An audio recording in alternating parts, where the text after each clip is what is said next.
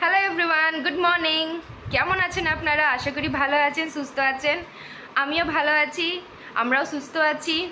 আজ একটা নতুন দিন, নতুন ব্লগ নিয়ে আমি ইমন আপনাদের কাছে আবার ফিরেছি। আশা করি এই ব্লগটা দেখতে আপনাদের ভালো লাগবে। যদি ভালো লাগে তাহলে অবশ্যই আমার চ্যানেলটাকে লাইক, শেয়ার, সাবস্ক্রাইব করবেন আর আমাকে কমেন্টের মাধ্যমে জানাবেন যে আপনাদের কেমন লেগেছে, বা আমার ভুল ত্রুটিগুলোকেও আপনারা কমেন্টের মাধ্যমেই জানাবেন। তো চলুন ব্লগটাকে শুরু করা যাক। এই জাস্ট আমি রেডি হয়ে ঈশাকে নিয়ে স্কুলে বেরোচ্ছি। আজকে মায়ের জয়েনিং, তাই মা অনেক কিছু কাজ সেরে নিজে রেডি হয়ে ডিউটির দিকে বেরিয়ে গেছে। আর আমি এখন ঈশাকে নিয়ে বেরোচ্ছি। আর এই যে ঈশা রেডি হয়ে গেছে।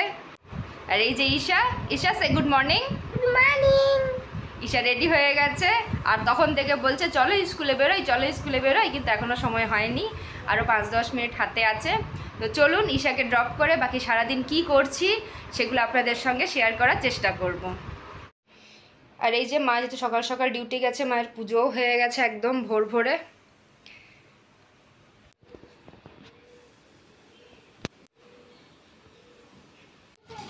আর আজকে আমার গাছে দুটো ছোট ছোট ফুল ফুটেছে। এই জাস্ট ঈশাকে স্কুলে ছেড়ে আর বাড়ি আসলাম।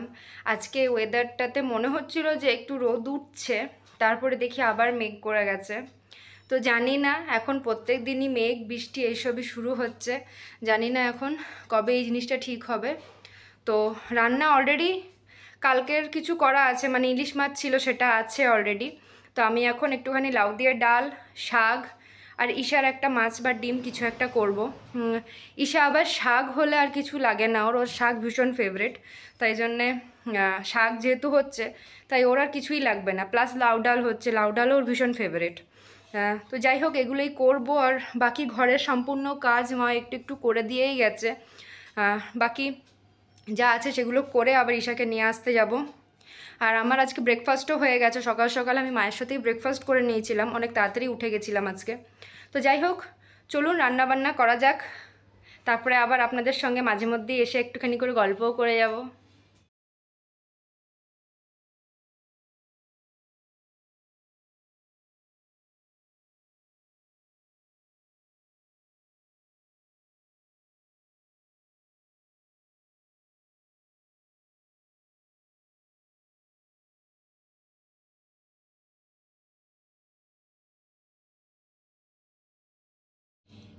এই জাস্ট রান্নাটা কমপ্লিট করে আপনাদের কাছে ফিরলাম।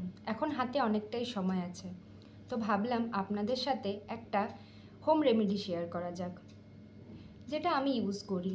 বর্ষাকালে প্রচণ্ড হেয়ার ফল হয়, তাই জন্যে আমি আফটার প্রেগন্যান্সি একটা তেল ইউজ করি, যেটা হচ্ছে এই যে ক্যাস্টার অয়েল।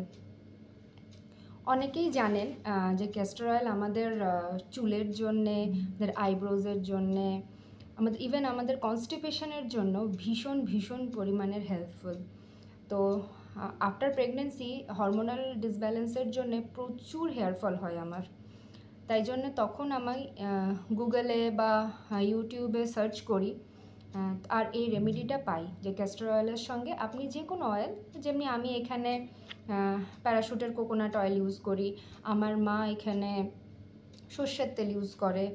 তো কেউ কেউ আবার এটার সঙ্গে চাইলে আপনারা আমন্ড অয়েল ইউজ করতে পারেন, যেটা আপনারা কমফোর্টেবল যে তেল ইউজ করাতে, সেটা আপনারা এর সঙ্গে মিশিয়ে ইউজ করতে পারেন। এটাতে কি হয়, আমাদের যে স্ক্যাল্পে ইনফেকশন থাকে সেটা কন্ট্রোল হয়, হেয়ার ফল অনেকটাই কম হয়। কিন্তু তার আগে একটা জিনিস বলে দিই আপনাদেরকে, যদি শরীরে কোনো আলাদা প্রবলেম থাকে, সেই ক্ষেত্রে কিন্তু হতে পারে যে এই রেমেডিটা আপনার কাজ করলো না। যেমনি যদি শরীরে অন্য কোনো পেটের সমস্যা থাকে, বা কোনো হরমোনের চেঞ্জেস হয়, বা ধরুন কোনো ভিটামিনের অভাব আছে, সেই ক্ষেত্রে কিন্তু হয়তো এটা আপনাদের কাজ নাও করতে পারে। তো আমি যেহেতু একদমই কোনো ডার্মাটোলজিস্ট নই, বা আমি কোনো রকম কোনো বিশেষভাবে এই বিষয়ে জ্ঞানী নই, আমার এটা ভালো লেগেছে বলেই আপনাদের সঙ্গে এটা আজকে শেয়ার করব। আর আজকে আমার হেয়ার ওয়াশ করার আছে। হেয়ার ওয়াশ করার 1 ঘন্টা আগে আমি এই রেমেডিটা করি, আর যেটা আমার চুলটাকে পরে একটু একটু শাইনি ইফেক্ট এনে দেয়।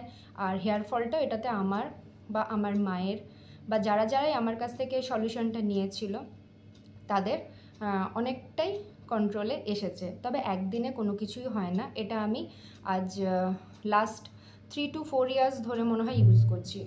3 to 4 ইয়ার্স নয়, লাস্ট 2.5 to 3 ইয়ার্স ধরে এটা হয়তো ইউজ করছি। তারপরে মাও এটা ইউজ করেছে, 1.5 বছর হলো। মায়েরও কিন্তু খুব ভালোই এটা কাজ করেছে। তো চলুন আমরা এটার জন্য কি ইউজ করছি প্রথমেই বলে দিই।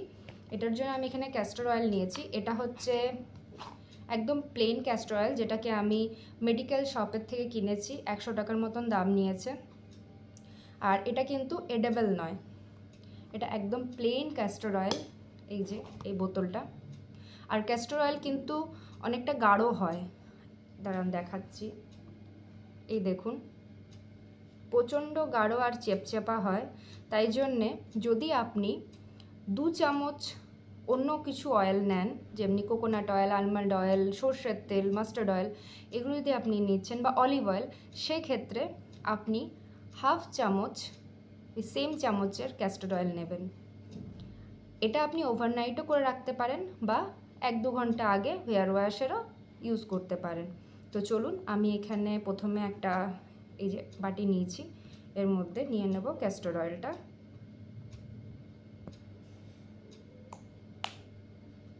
আর তারপর নিয়ে নেব কোকোনাট অয়েল। আমি আমার চুলের রেশিও হিসাবে ইউজ করি। এরপর এটাকে আমাদেরকে খুব ভালো করে মিশিয়ে নিতে হবে। আর ক্যাস্টর অয়েল শুধু কিন্তু চুলের জন্য না, আপনি যদি রাতে নাইট কেয়ার করার পরে একটা কিছু জিনিস দিয়ে, যেমনি ইয়ারবাড হয়, ওগুলো দিয়ে আইব্রোতে যদি ইউজ করেন তাহলে আইব্রো শুনেছি মোটা হয়, মানে থিক হয়। আর এডেবল যে ক্যাস্টর অয়েল থাকে সেটা নাকি কনস্টিপেশনের জন্য ভালো। যদি কেউ রাত্রে শোয়ার আগে কিছু ফোঁটা দুধে দিয়ে খায় তাহলে নাকি কনস্টিপেশনের থেকে অনেক রিলিফ পাওয়া যায়। তো চলুন আমি এখন এই চুলটা একটু খুলে নেব, খুলে আর খুব ভালো করে ছাড়িয়ে নেব। যদিও বা আমার চুল অলরেডি মানে ম্যানেজ করাই আছে, ছাড়ানোই আছে, তারপরেও আমি কিন্তু এটাকে একটুখানি ছাড়িয়ে নেব।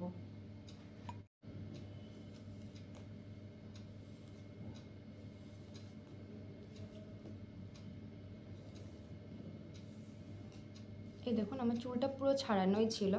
তো এবার আমি যেটা করব সেটা হচ্ছে এই যে স্ক্যাল্পটাতে দিতে শুরু করব ক্যাস্টর অয়েল আর কোকোনাট অয়েলটা। একটু চিপে চিপে দেবো প্রথমে। এরপর এরকম কমটাকে এখানে রেখে এখান থেকে এটাকে মিক্স করে নেব। আর হয়তো আপনারা বুঝতেই পাচ্ছেন যে এটা কতটা থিক। দেখুন এটা কতটা থিক। তো চলুন আমি এটা আস্তে আস্তে লাগিয়ে নিই আমার স্ক্যাল্পে। আর শুধু স্ক্যাল্পে না, এটা স্ক্যাল্পের পরে আপনি কিন্তু লেন্থেও ইউজ করতে পারেন। আর আপনারা তো সবাই জানেন যে যদি অয়েলিং করা হয় শ্যাম্পুর আগে, তাহলে ভীষণই ভালো রীতিমতন চুলের শাইন আসে, রীতিমতন ভালো একটা মানে চুলের মানে স্ট্রাকচারটা লাগে। তো তাই জন্যে তো চলুন আমি এটা ভালো করে লাগিয়ে নিই আমার স্ক্যাল্প টু লেন্থ খুব ভালো করে। তারপর আমি শ্যাম্পু করে নেব ভালো করে। 1 ঘন্টা রাখবো, তারপরেই শ্যাম্পুটা করব।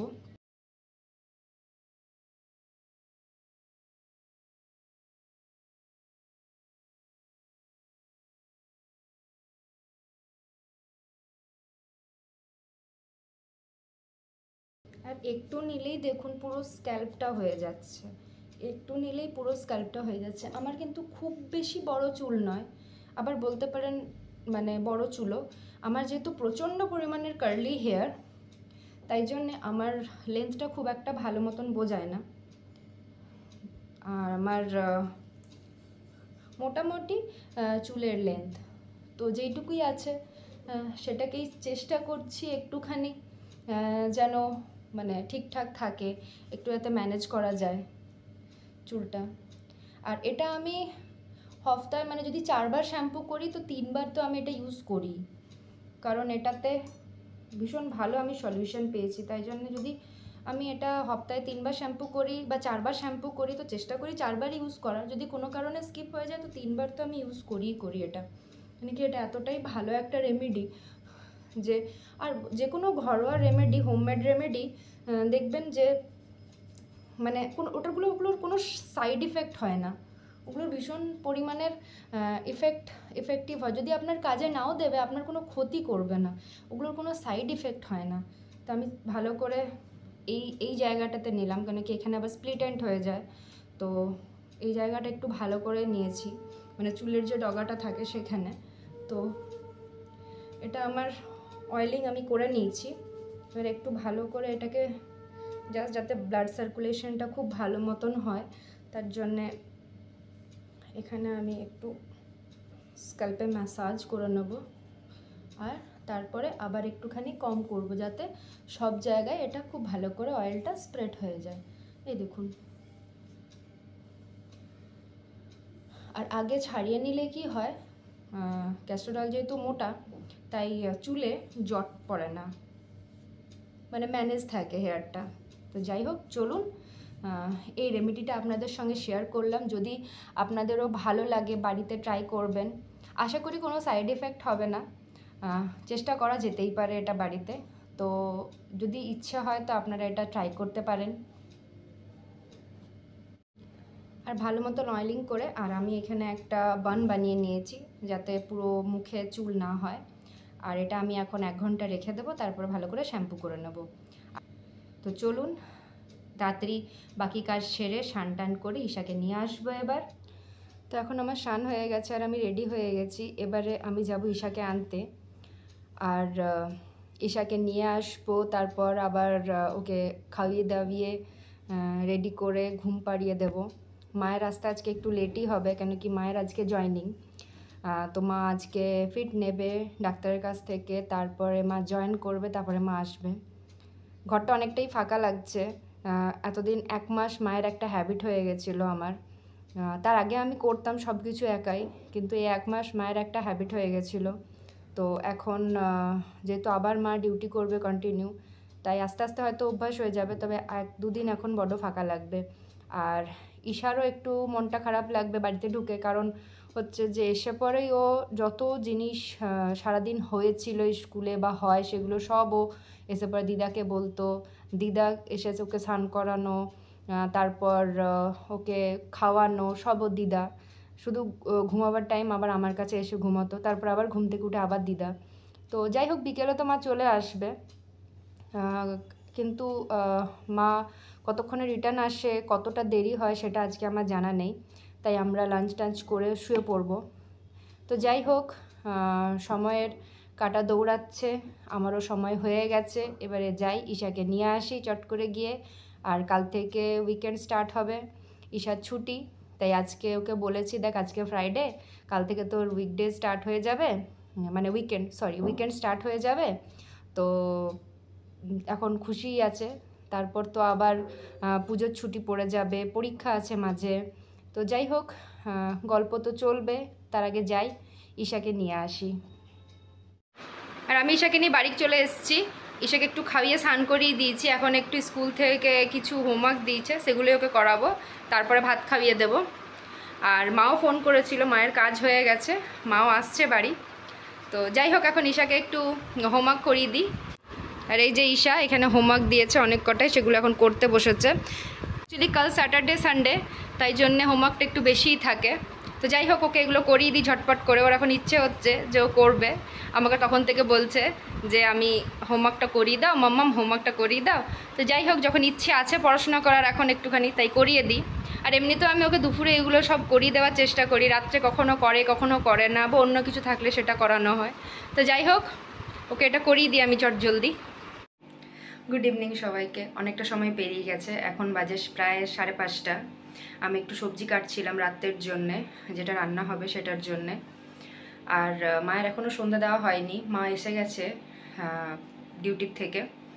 আর আমিও ঈশাও একটু রেস্ট করেছি, একটু খেয়ে দিয়ে ঘুমিয়ে গেছিলাম। তো চলুন রাতে কি রান্না হচ্ছে আর বিকেলে বেলাতে এখন আমরা কি করছি সেগুলো আপনাদেরকে দেখাবো এবারে। আর এখানে মায়ের সন্ধে দেওয়ার পর মা একটু কাজল পাচ্ছে, এটা দিয়ে জেনারেলি ঈশাকে টিপ দেওয়া হয়। আর এই যে ঈশা দেখছে দিদাকে, দিদা কি করছে। আর এখানে আমি চা আর তার সঙ্গে বিকেলের জলখাবার মুড়ি, যেটা এখন ঈশা নিয়ে যাচ্ছে। আর দাঁড়ান দেখাই আপনাদের আমাদের বিছানাটার কি অবস্থা দেখুন একবার। বদনম মধুরম নয়নম মধুরম হর্ষিতম মধুরম বদনম মধুরম গমনম মধুরম মধুরাধিপতেরখিয়ম মধুরম মধুরাধিপতেরখিয়ম মধুরম। এবার ডিনারের টাইম, তো চলুন আজকের ব্লগটা এখানেই শেষ করি। Good night, tata.